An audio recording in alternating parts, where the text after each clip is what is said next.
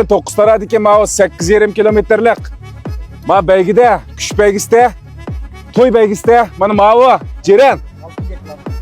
Altın gekel degan maşo bir bo'ldi ha. Bugun mana 6 saatda bir bo'ldi. 60-60 birinchi keldi. Tekasning ikki bo'ldi ma baytal.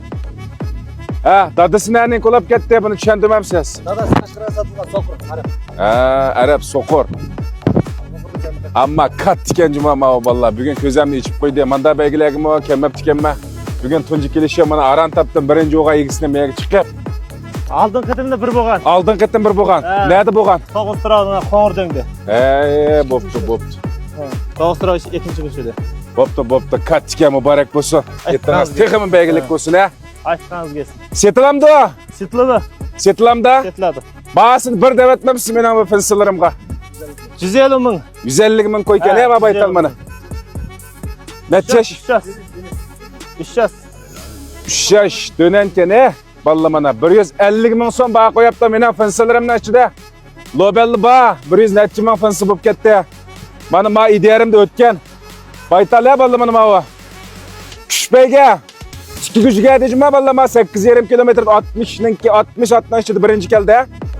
Mana isming nima adash? Baxov. Baxov ken ama tonu o'linglar atdan egisini. Tekes ken. O'zi 5-avuldan Isa degan yigitniki mana. Bo'ladi. Yesi mana. Mana egesi. Mana valla. Bo'ldi unda yetinglar belgilik bo'lsin. Guanro qilib qo'shilishni tutqanman ha. Guanro qilib qo'shilishni tutqanman. Tayni ustop birinchi o'g'an. Ceren.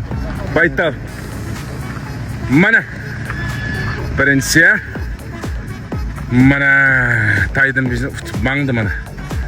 Mana. Altın kekel deydi ismi. Baytalning ha. Tayin aldı. Mübarek olsun. Kaçga canavar. Nima degan baytaleyim o.